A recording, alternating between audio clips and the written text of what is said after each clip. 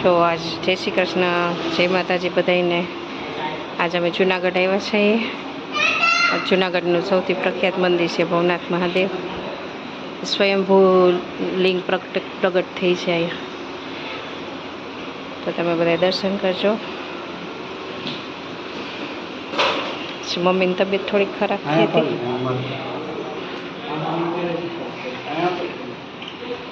Mummy ને પપ્પા અને બધા આવ્યા છે।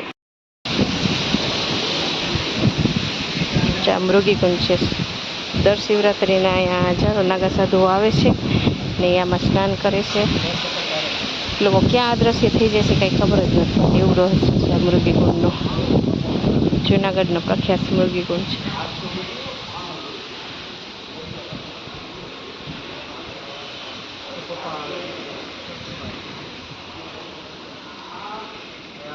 જો આરો ભાઈ આવ્યા છે અમારી આયરે।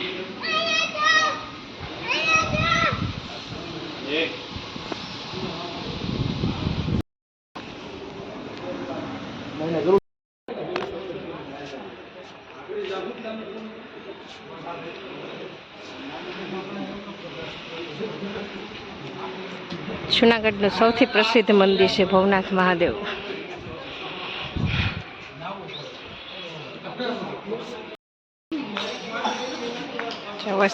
વસ્ત્રાપથેશ્વર મહાદેવનું મંદિર છે, એ એક્ઝેક્ટ મંદિરની સામે જ છે।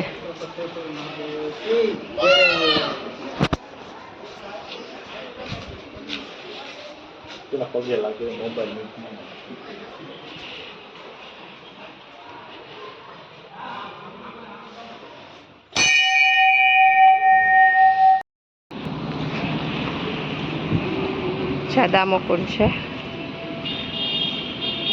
જે તમે લાલા ફિલ્મમાં જોવો છો ને એ છે। દામોદર કુંડ છે।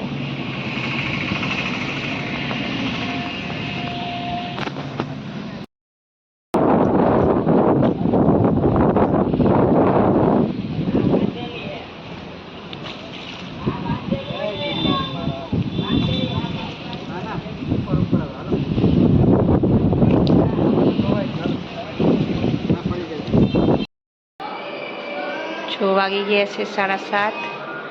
આજે રસોઈ વહેલી મંડાઈ ગઈ છે, ખબર નહીં કોઈક ગેસ્ટ આવવાના છે એવું કહે છે।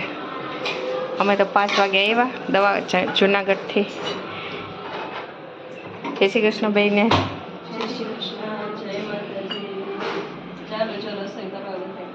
આજ કેમ વહેલું? કોણ ગેસ્ટ આવવાનું છે? એવું છે કે દુકાનેથી અભિનો ફોન આવ્યો કે કસ્ટમર છે હોલસેલના, તો એને જમવાનું છે, તો એ લોકોને સાદું જમવું છે, તો એને કીધું છે સેવ તુરિયાનું શાક, ખીચડી અને ભાખરી, એવું સાદું જમવું છે।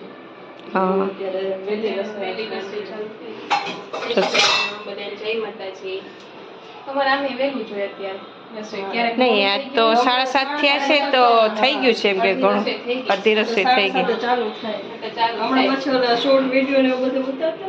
રીલ્સ ઉતારતા હોય ને એટલે થોડુંક આગળ પાછળ લેટ થઈ જાય, એટલે થોડુંક આગળ પાછળ રસોઈ થાય એમ।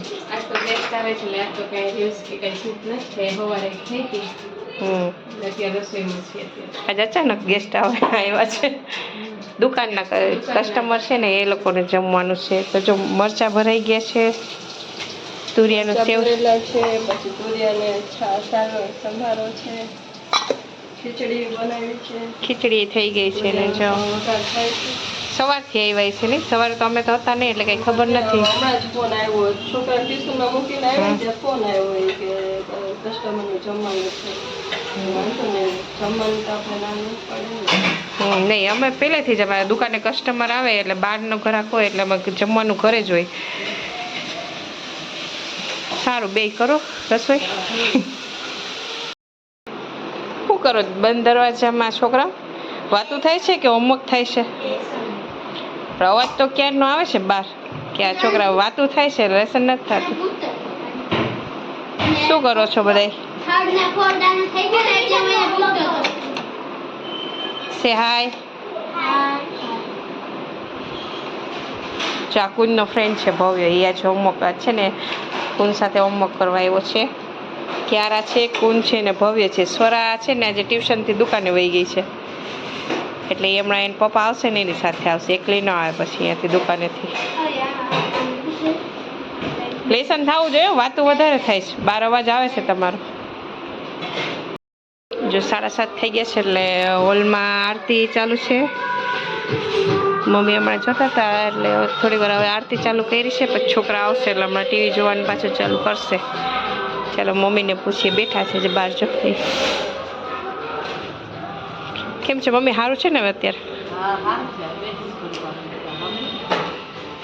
હા, આજ મમ્મીની અચાનક તબિયત ખરાબ થઈ ગઈ હતી એટલે સવારે તમને કીધું કે આજે જુનાગઢ આવ્યા છે મમ્મીની દવા લેવા, એટલે હવે અત્યારે થોડુંક સારું છે ને એટલે બેઠા છે. હાય વ્રજ, જય શ્રી કૃષ્ણ કરો. શું કરો છો? સાયકલ હકાલે છે. માં શું ગિફ્ટ લઈ આવ્યા? બા ને ભાઈજી શું ગિફ્ટ લઈ આવ્યા તારા માટે? હે બોલ, ક્યાં તારો બોલ? ક્યાં બોલ? બોલ બતાડો. હા વ્રજ બોલ, કોણ લઈ આવ્યું? ભાઈજા. બીજા બધા નહીં? બધા હારે તમે બધા હતા, એક ભાઈજા જ લઈ આવ્યા છે. જો છે ને એના લટકા મટકા કેવા છે, જો ગમે એ હોય ને તો એમ કે ભાઈજા લઈ આવ્યા છે, ભાઈજા.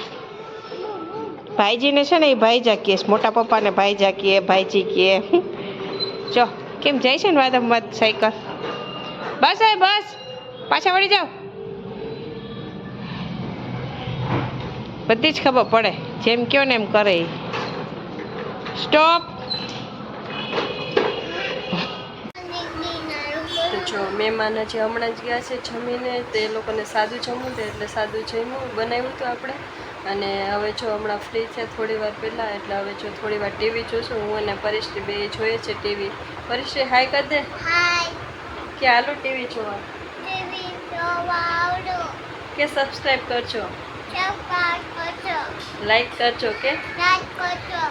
તો જો અમારા પરિશ્રી બેન કહે છે તમે લોકો અમારે સપોર્ટ કરજો અને સબસ્ક્રાઈબ કરજો અમારી ચેનલને.